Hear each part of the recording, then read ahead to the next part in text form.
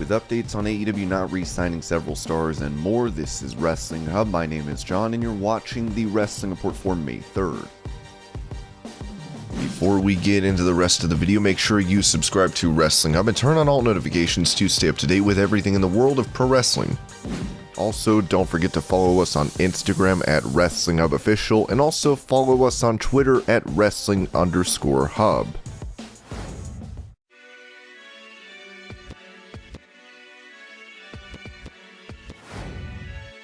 WWE loves to tout Raw as the longest running weekly episodic television show in history, but Dave Meltzer pointed out on Wrestling Observer Radio how the USA Network decided to cut Raw back in the day. The decision was made. I think this was 96 to 97 in that range. If you want to know when, look up Wikipedia Tuesday Night Fights. USA Network had Monday Night Raw and Tuesday Night Fights, which was the boxing show. The guy that they brought in to run USA, he was not a fan of boxing and he was not a fan of wrestling. He pretty much made the decision to cancel both. What happened was, right before the decision was implemented, Raw got hot and the ratings got so big that you wouldn't want to cancel it. The ratings were way too high. They would have been canceled if they had kept the ratings that were there, because boxing and wrestling were doing pretty similar ratings the Monday and Tuesday. They were solid ratings. They weren't through the roof or anything like that, but they were certainly good enough to keep. But they were both about to get canceled. Then the Raw ratings started really moving up fast. At that point, it's just like way too popular to be canceled, but the decision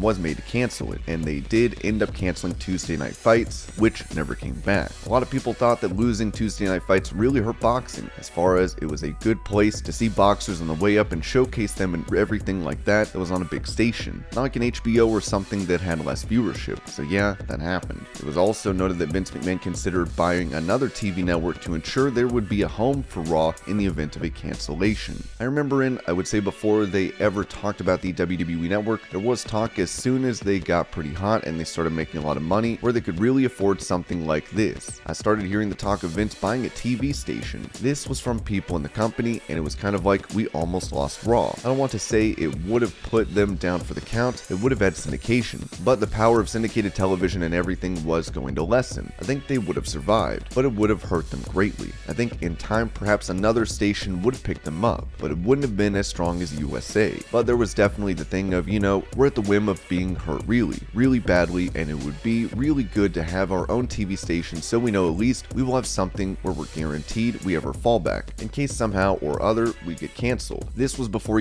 Raw now is kind of like an institution on television and it's not going to get canceled. There would be plenty of people who would want it. USA, it's carrying the network, whereas before it was just a show on the network and the network itself was a very popular network. Now it's carrying the network, so they're safe. There was that feeling, I remember, where it was like, we gotta learn from this lesson. That's when the first talks of trying to buy a TV station took place, but it was never imminent because they never were close to being canceled again, because even when their ratings dropped greatly after 2002, 2003, 2005 in that range, where numbers were falling and everything, it was still one of the leading shows on cable TV. They were never in danger of being canceled.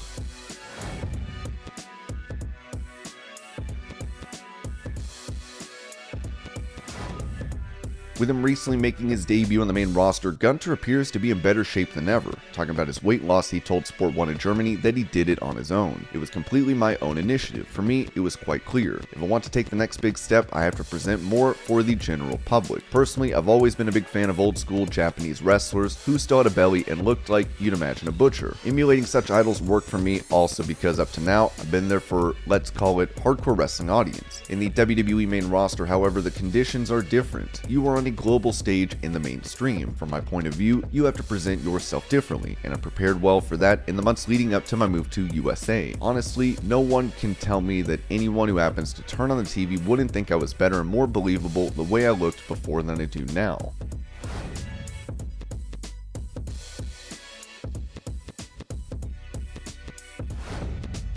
During her appearance on the Wives of Wrestling podcast, Ronda Rousey recalled a conversation she had with Becky Lynch where Rousey noted that her mother was not happy with Becky. I had to at one point tell Becky, like, hey Becky, I don't think you can say anything else with my mom because she might kill you if she sees you. My mom literally said to me, these people might pay you to put up with this kind of stuff. No one's paying me. If anyone says shit about me and I see them in person, I'm going to break their arm.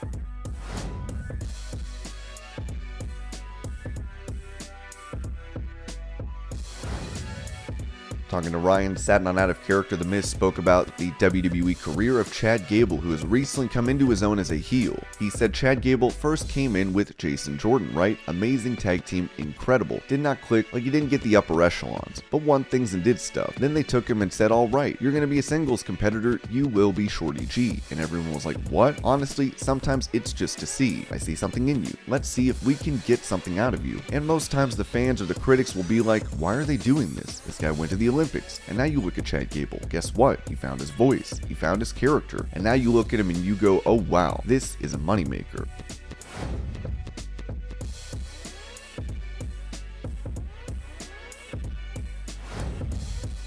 With Mustafa Ali recently making his return to WWE programming for a segment and match against Austin Theory on Raw, Dave Meltzer said on Wrestling Observer Radio that Vince McMahon could change directions in regards to Ali's push.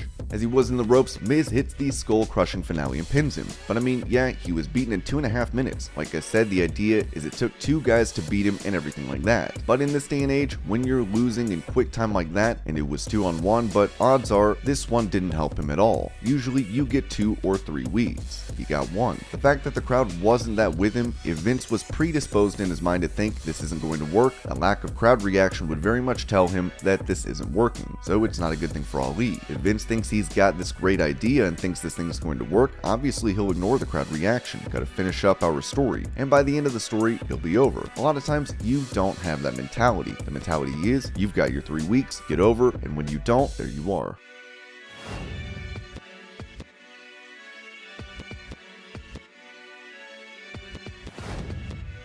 Speaking about the upcoming rematch between Seth Rollins and Cody Rhodes at WrestleMania Backlash, Booker T said on his Hall of Fame podcast that a second loss to Rollins could taint his credibility. I always said it's not losing, it's how you lose. I think for Rollins, we definitely got to figure out how we keep him in a certain position. I don't mind Seth losing, but I got to keep Seth in a certain position all the time. So whatever happens in that finish, both guys have got to go out with the fans saying, man, that could have happened to anybody. If it doesn't happen that way, Seth may lose a little bit of credibility. We cannot do that.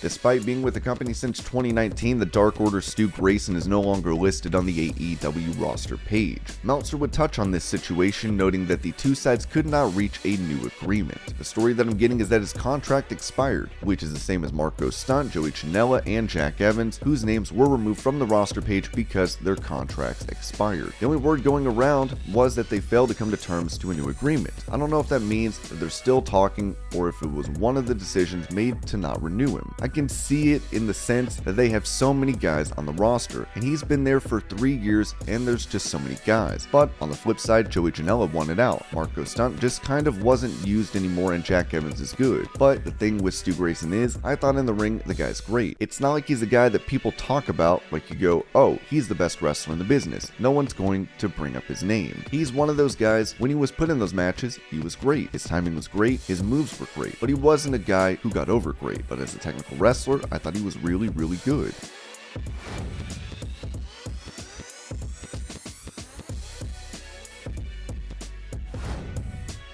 With 3 out of the 4 members of the Undisputed Era leaving WWE for AEW, the only remaining member on NXT is Roderick Strong. While many are expecting him to make the jump to AEW, especially given his wife is in the promotion now, Meltzer noted that Strong has years left on his WWE deal. I guess you can quit, but then they can freeze your deal. So that doesn't really do you any good. He's got a couple years left on his deal because he just signed last year before everything changed. His wife's in AEW. His friends are in AEW. If you look at things from his perspective, things would look much brighter for him in AEW than NXT. If he was going to go to the main roster, he'd be on the main roster by now. In NXT, he's still on television, and Malcolm Bivens being cut, there's that role for him now as long as they want that Diamond Mine group. Bivens was the talker. Now, Roderick would probably be the talker of the group, the coach, whatever. So there's a spot for him. But in the long run, you know, with his size and the age and all the other things and what they want that show to be, long run, he doesn't really fit. They do give some people releases when they want and they don't give others, and it probably depends on a variety of different things, one of which is that right now they probably have something for him, but yeah, he doesn't really fit in what WWE is doing anymore, especially on the NXT brand. There's not really much he can do. Maybe they'll do something with him. They put Mustafa Ali on television after they had iced him for a long time. Roderick isn't being iced or anything, but I just don't see what they're going to do with him. He's not going to be in any title pictures, I don't think. He's not going to be a focused on guy or anything like that. He does have a spot right now, so I could see how he would want out. It's just one of those things. It's the nature of the contracts. The contracts aren't fair in the sense that they can cut you whenever they want, essentially, and you can't leave whenever you want. All wrestling contracts are like that. It's not just WWE.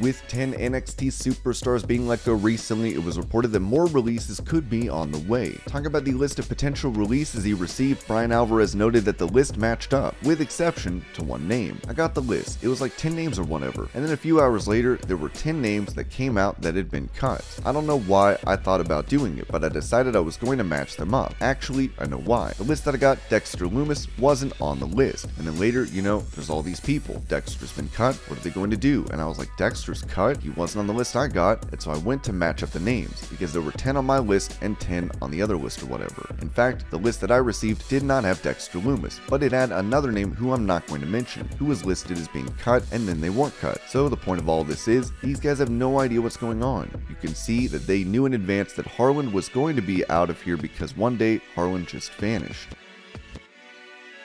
And this was your Pro Wrestling News Update. I hope you're all having a great day. Thank you so much for watching, and I'll see you later.